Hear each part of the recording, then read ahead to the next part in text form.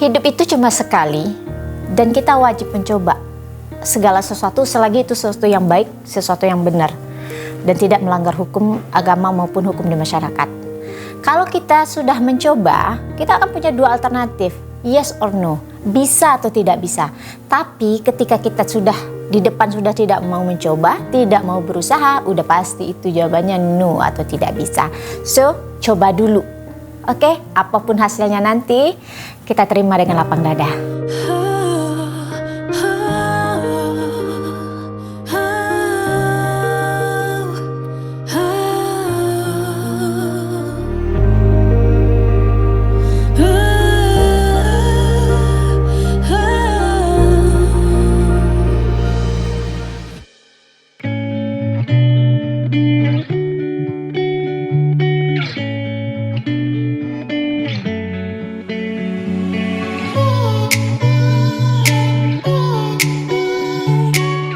Nama saya Novrianti, biasa dipanggil Ino. Saya lahir di Kabupaten Tanah Datar, namanya Nagari Aur Barula. Jadi SD saya di sana, SMP. SMA-nya di SMA 1 Negeri 1 Payakumbuh. Terus lanjut kuliah di Universitas Negeri Padang, jurusan akuntansi, Fakultas Ekonomi. Saya lulus tahun 2006, masuk 2002. Lulus kuliah, saya sempat berkarir di beberapa bank, mulai dari tahun 2007 sampai terakhir saya resign di 2017. Dan kemudian saya fokus sampai saat ini membangun bisnis sebagai founder atau CEO dari Innosport.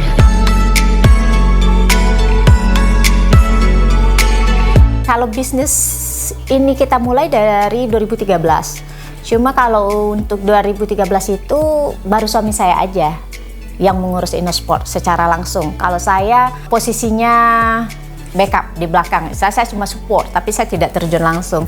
Karena 2013 saya statusnya masih sebagai seorang karyawan di bank swasta di Kota Padang. Nah, baru tahun 2017 seiring berkembangnya Innosport, saya memutuskan untuk resign dari pekerjaan saya. 2018 awal saya ikut terjun langsung untuk membangun Innosport bersama suami. Kita berbagi tugas, hulu di suami saya, di hilir di saya kayak gitu. Dan berdua kita berkolaborasi untuk membangun Innosport sampai saat ini. Kita masih membangun Innosport.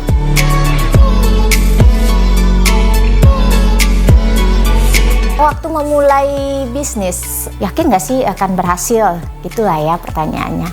Kalau suami saya, dia punya keyakinan yang sangat besar saat itu. Kalau saya waktu itu ya yang selalu siap support apapun keputusan dari suami saya. Seperti itu awalnya. Dan saya melihat keteguhan hatinya dan saya punya ilmu di manajemen untuk bisnis segala macam. Saya support dia untuk itu. Lu ex-banker kenapa bisnisnya di olahraga gitu. Nah, kalau orang-orang yang belum kenal pasti akan bertanya begitu. Tapi bagi orang yang kenal mereka udah tahu kalau suami saya itu atlet dan bisnis ini adalah awalnya ide suami saya. Dia ketika tidak lagi bermain bola, dia memutuskan untuk memulai bisnis. Nah, bisnis yang dia jalani ya bisnis sesuai dengan hobinya. Ya di olahraga khususnya di sepak bola dan dia fokuskan di jersey. Gimana sih kebutuhan jersey, gimana sih jersey yang enak. Nah itulah bermula ide itu dari suami saya.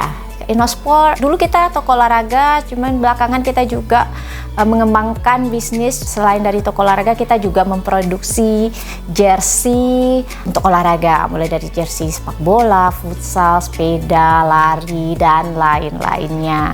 Terus kita juga produksi seragaman yang biasa dipakai buat acara kantor. Misalnya kita bikin kaos buat acara gathering, polo shirt, seragam-seragam lapangan, ya hoodie, jaket dan segala macam yang dibutuhkan untuk di dunia pekerjaan.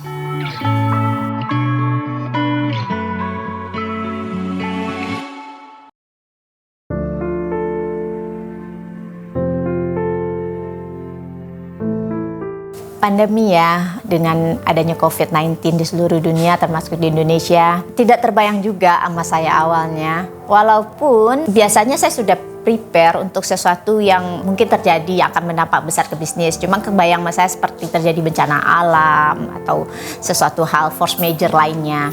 Nah, Padahal sebenarnya awal 2020 itu kita punya big plan untuk mengembangkan Innosport sebenarnya kayak gitu. Tapi terjadi COVID dan itu begitu cepat. Maret udah masuk Indonesia, tiba-tiba PSBB, semuanya tutup dan saya sempat panik. Sempat panik karena pada saat pandemi itu omset turun lumayan jauh. Hampir 90%, ya sisa 10% dari rata-rata harian awalnya. Karena produk kita itu benar-benar produk massal yang dipakai orang pada acara keramaian ya. Olahraga kan rame ya, semua olahraga ditutup. Terus apalagi kayak kita bikin kaos buat acara gathering, acara arisan, acara kantor, anniversary dan lain-lain, itu hal yang benar-benar dilarang kayak gitu. Itu benar-benar penjualan drop. Saya mulai panik dalam arti kata, saya berpikir, aduh kalau bisnis kayak gini bagaimana ya menggaji karyawan, bagaimana dengan tukang jahit saya, segala macam. Walaupun sebenarnya saya sudah siapkan, kalau saya dalam bisnis maupun dalam pribadi, dalam kehidupan pribadi, saya dari dulu sudah terbiasa untuk menyimpan dana cadangan atau urgent fund. Nah itu biasanya untuk 6 bulan operasional. Nah mungkin saya berpikir buat 6 bulan ke depan, oke, fine, saya akan masih bisa survive, tapi saya harus mencari cara. Sebenarnya ada orang lain lagi yang jauh lebih susah dari kita kayak gitu. Maksudnya banyak orang sekitar kita yang lebih susah, yang benar-benar langsung terdampak pada saat pandemi. Kita mencoba untuk membantu mereka. Saya dan suami men-challenge diri bagaimana di saat kita sulit pun kita membantu orang. Dan itulah miracle-nya ketika berbagi kita lakukan. Allah yang kasih jalan. Tidak lama kemudian Allah yang kasih jalan. Menurut saya benar itu Allah yang kasih jalan, karena tiba-tiba aja ide itu muncul dan kebutuhan masker yang besar saat itu, kita pivot mengganti strategi kita berjualan masker waktu itu, beberapa hal yang kita ganti. Dan alhamdulillah penjualan kita walaupun tidak mencapai target kita pada tahun itu, tapi alhamdulillah kita survive menghadapi pandemi sampai saat ini.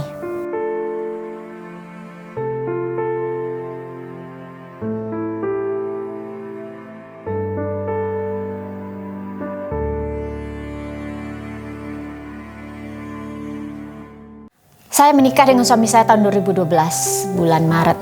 Jadi saya kenal sama suami saya itu, kalau kenalan secara resmi tahun 2004. Tapi saya mengenal dia itu dari 2001. Tapi saya yang kenal dia nggak kenal saya.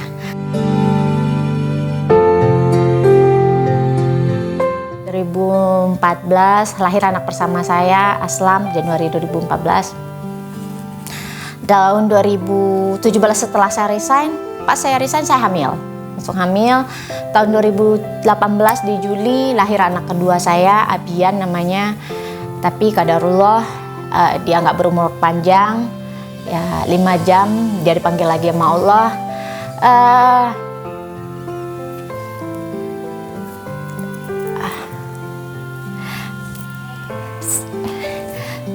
Saya agak susah ngomong kalau udah mengenang, kalau udah tapi saya selalu yakin bahwa segala sesuatu yang dalam hidup kita ini yang terjadi karena memang Allah sudah menentukan. Itu yang selalu saya pegang. Mungkin kenapa ya anak saya yang sehat apa segala macam kok tiba-tiba dia harus pergi kayak gitu.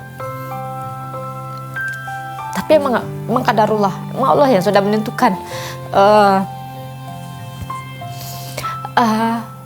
Ya mungkin kalau ditanya titik terendah dalam hidup saya, ya mungkin salah satunya itu. Terendah dalam arti kata saya sangat berduka. Saya pernah kehilangan ibu gitu, pernah kehilangan orang tua.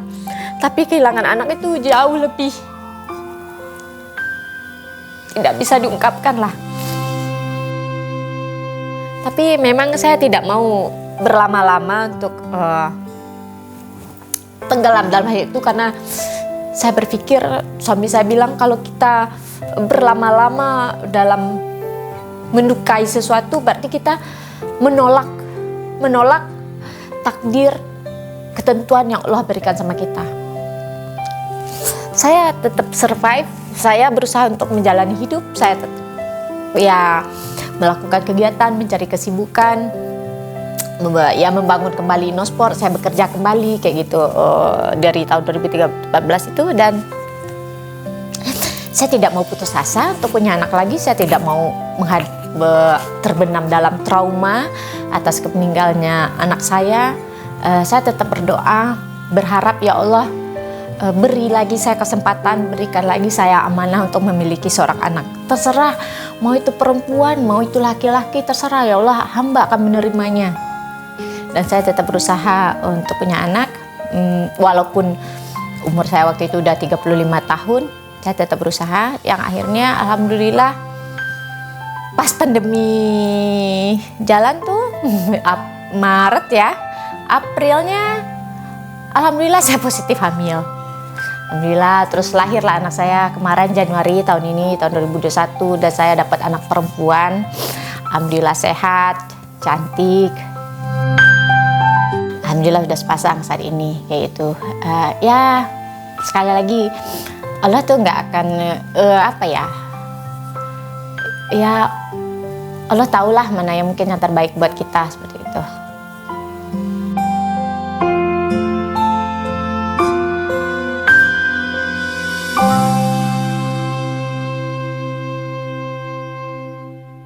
Pesan saya buat teman-teman atau adik-adik yang masih muda ya, yang ingin mulai berusaha atau pengen mulai usaha, kalian harus mencoba. Jangan khawatir untuk mencoba. Seperti saya bilang, yang penting dicoba dulu. Kalau gagal, coba lagi. Gagal, coba lagi. Kalau saya wanita gimana? Saya, ya wanita, why not? Zaman begini ya, bisnis-bisnis yang ada di Indonesia, UMKM atau yang di online yang sebagian besar itu penggawanya para wanita. Yang di belakangnya itu bilang kan, bahkan emak-emak berdaster katanya, seperti itu. Mulailah untuk berbisnis. Apalagi zaman sekarang, nggak punya modal besar, lu bisa berbisnis.